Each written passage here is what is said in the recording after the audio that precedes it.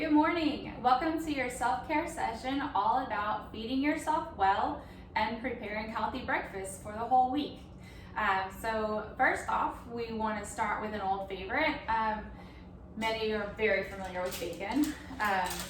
This is the way that chefs do it. We actually put it onto a sheet tray and then we bake it in the oven. I set the oven at 325 so that it will get nice and crispy as we make the rest of these. So by the time we're done, we will have several items that are ready to go within 30 minutes.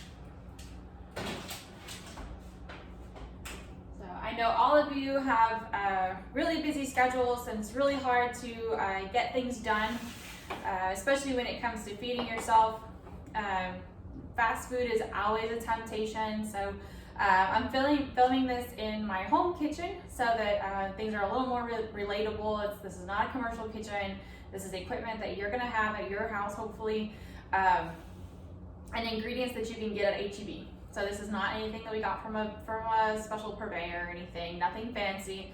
A lot of focus on just putting things together, making them taste good, getting them done quickly, right? So I've done only minimal prep before this video, just enough so that you guys wouldn't have to watch me, crack eggs or pour milk or anything like that. So our second item are just mini breakfast casseroles.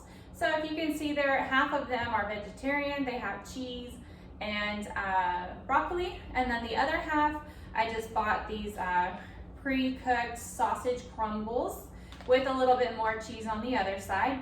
This is 12 eggs and about a half cup of whole milk, and then a little sprinkle of salt and pepper. So mix that all up, pour it in. You're gonna end up with about 1 egg per muffin little container, okay? So just to kind of give you an idea of how big they end up being. So we're just gonna fill it almost to the top. Leave about a 1/4 inch space. These will souffle up a little bit, so they will get tall, but that's just kind of part of it.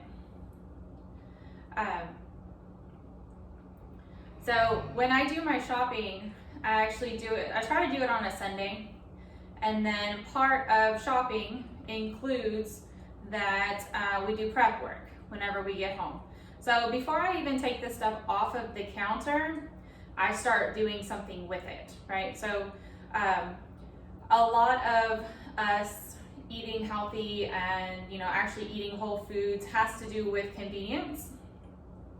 When I was speaking with Miss Martha putting this together, we were kind of talking about how you go to the grocery store and you have these grand ambitions about all the things that you're going to do with all the fancy ingredients that you're buying, and then once you get home, you're just so hungry. You just want to eat whatever's convenient, which of course ends up being something that's prepackaged, salty snacks, crackers, things like that. So if we do a little prep work ahead of time, we can try to give ourselves a better option whenever we are already hungry. So these are going to go in the same oven at 325. They should be ready about the same time. So they take about 20 minutes.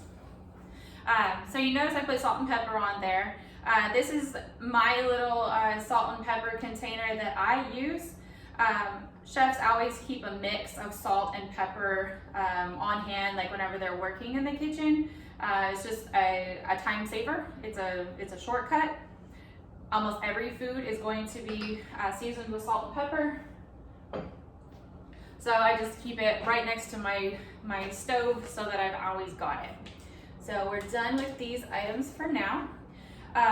We're gonna move on to the next savory item, which is quesadillas. I threw this in here because almost everybody has a rotisserie chicken in their house at some point during the week, and then you've always got a little bit of leftover, right? So this is a mix of just Mexican cheeses. You can get them at your local H-E-B. I have some shredded chicken, the cheese. Now, of course, you can just use that. just cheese and chicken. You can also add something a little bit spicy like pepper jack cheese, a salsa, also pico de gallo. So remember, it's just enough to taste, just enough to add a little bit of flavor to it. You want to keep the salsa around later for extra dipping. Now the good thing about quesadillas is that they are able to be made ahead. You can make a few of them. Obviously not just a breakfast food. Kids love them. I have one kid that would probably eat quesadilla every meal if I let him. So what we can do here, just portion it out. They're not going to get soggy, like nothing really is going to happen to them. So these can be ready for breakfast the next day. They can also be ready for a snack when kids come home from school. And of course, a meal for someone. Okay. So what I would do here next, put another tortilla on top. And then I would just cover it with plastic wrap. And this is ready to go and ready for whenever you are ready to cook it on a skillet. I like to brush some margarine or butter over the top of it so that whenever you grill it, it gets nice and crispy and buttery. It tastes really good. So wrap these up and those are done. So we've got bacon in the oven, we've got mini casseroles in the oven, we've got quesadillas ready to go. And then we're gonna move on to some lighter items. These are called overnight oats. So right now in the bowl, I have a 1/3 cup of whole milk, and then I am going to add some muesli. Muesli is toasted oats. It's a cereal. You can find it in your local grocery store. Now you can also make this just with regular oatmeal. That's okay too. I like this better just because it's toasted, it has a little bit more flavor. They also add in some little nuts and things like sunflower seeds and like little pieces of almonds and things like that. And I think it makes it a little more interesting. So what happens is it will sit in your refrigerator overnight. They will stay good for up to 4 to 5 days. So you can make several of these, make them ahead.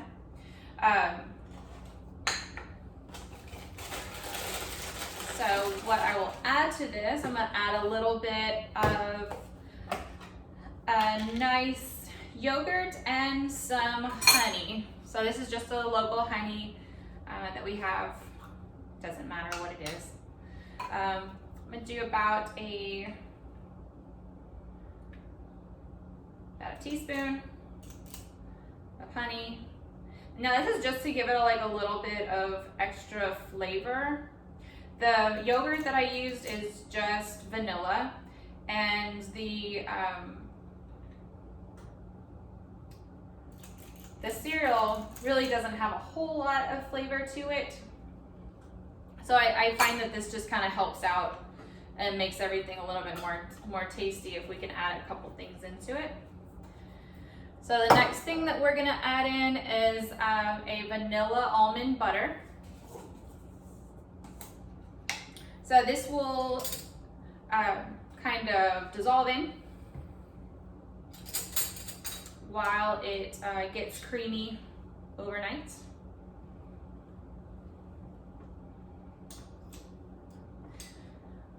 So no need to be exact with these types of things. It's up to you. It's up to your taste and your liking. On the butter, it could be anything. It doesn't have to be almond butter. It can be cashew butter. It could be peanut butter. So you just want to make sure that the oats get covered. And then when you are getting ready to actually eat it the next day or several days later, you will stir it. And it's going to get nice and creamy and delicious. I like to put some frozen fruit over the top, like blueberries or raspberries. Once it gets a little stiff, it's actually okay to go ahead and, you know, put the fruit on. Depending on how much milk you put in, you can make it a little bit soupier. But like I said, the berries will tend to like sink down if you do that. So this is 1/3 cup of milk to 1/2 cup of the oats. Okay, so just make sure that they get covered. Once they get covered, that's all you have to do. And then that's another thing that we're just going to cover in the plastic wrap. And then it's going to go into the refrigerator. So I really like berries. I'm going to put some blueberries on. So that's one less step for when I want to eat it the next day.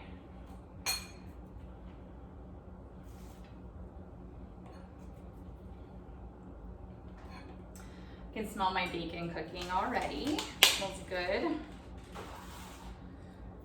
Okay, all right, so then these we would just cover them up.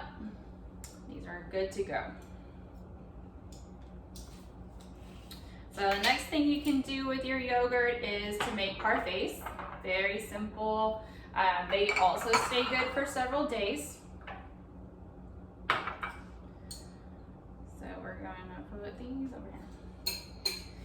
Okay, so we've got, I just use an ice cream scooper. It's very fast. It's easy. So this is just vanilla yogurt. Sometimes I do add honey to it. It makes it taste really good.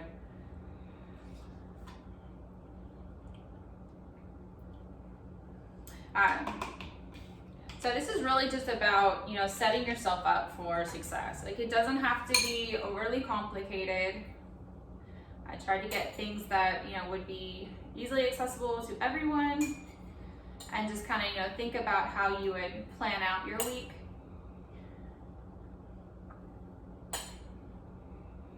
I like lots of fruit, so we're gonna put lots in here. All right. Parfaits are also something that kids are very happy to eat. You can also make them with bananas.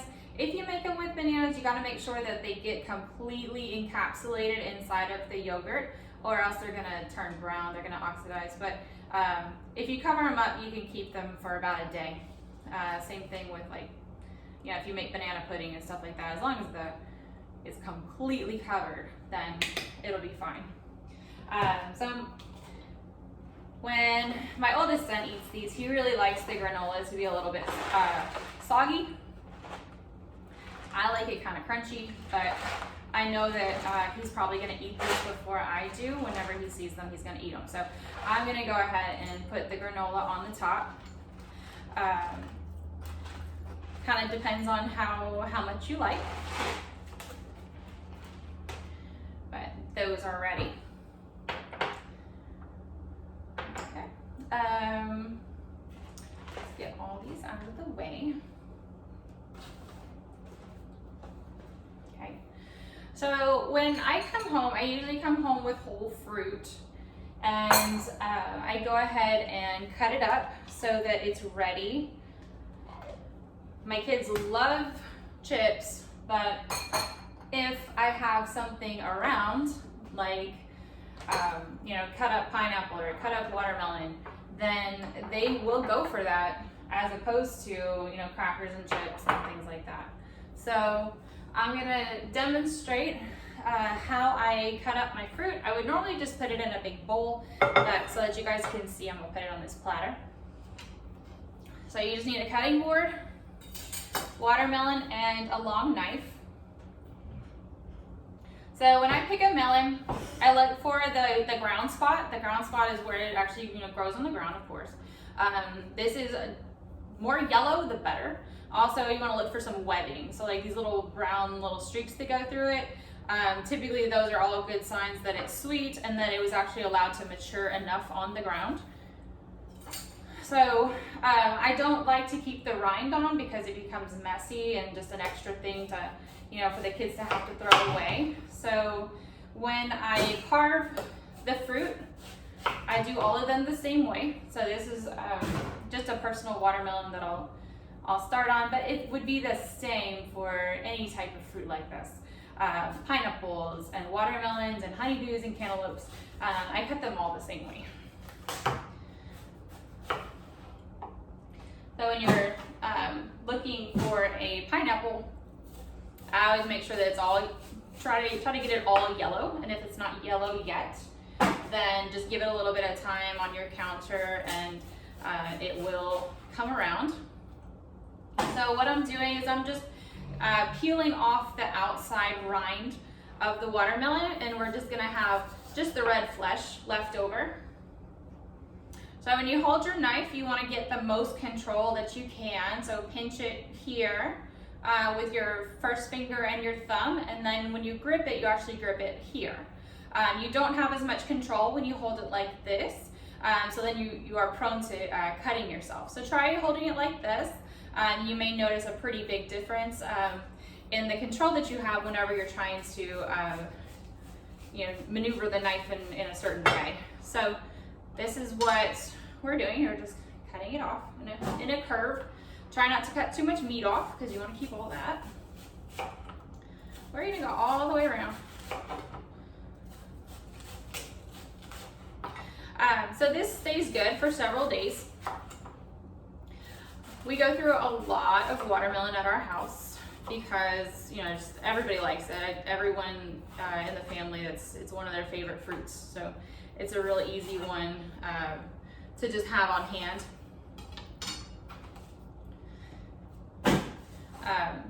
Also keep your trash can right next to you. It makes it a lot more convenient.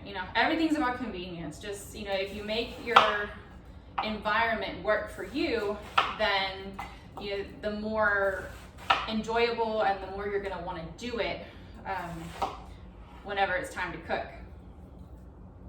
So what I did here is I just cut it in slabs. So now we have watermelon slabs. I'm going to cut slices, so big rectangles, and then you're going to cut the opposite way. Okay, so now we've got little cubes. These are kid size, for kid size fingers, good for lunches, snacking, whatever you need it for.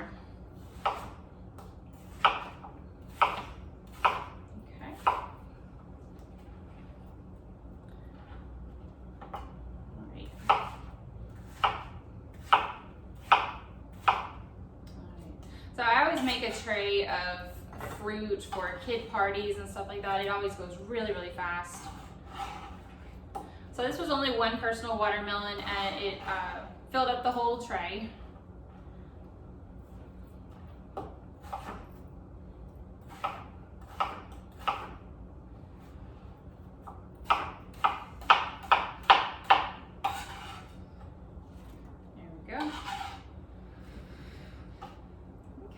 So that was really easy, fast. Whatever you have that you bring home from the store, just go ahead and cut it up. It will stay good for probably longer than what you expect. It also cuts down from buying all the convenience products that they charge you 2-3 times the amount for. The watermelon that you buy in the store is 2-3 days old, so it's very easy for you to cut it up and keep it in your house for 3-4 days. So let's move this out of the way. And let's check on what we have in the oven. All right, it's coming along. It's about halfway. So let's go ahead and make one of these quesadillas.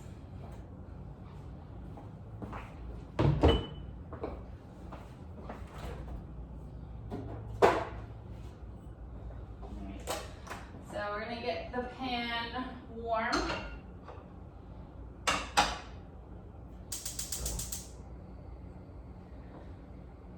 Okay. So when you set up your kitchen, try to put all the things that you use around the stovetop closest to the stovetop. So the only things that I have here are just a spoon rest, salt and pepper, oils, a spray, and I have knives against the wall. Other than that, it's gonna be very cluttered, and it's gonna be difficult for you to, you know, get things done. Similarly, on your island, try to keep it nice and clean, no backpacks, purses, stuff like that.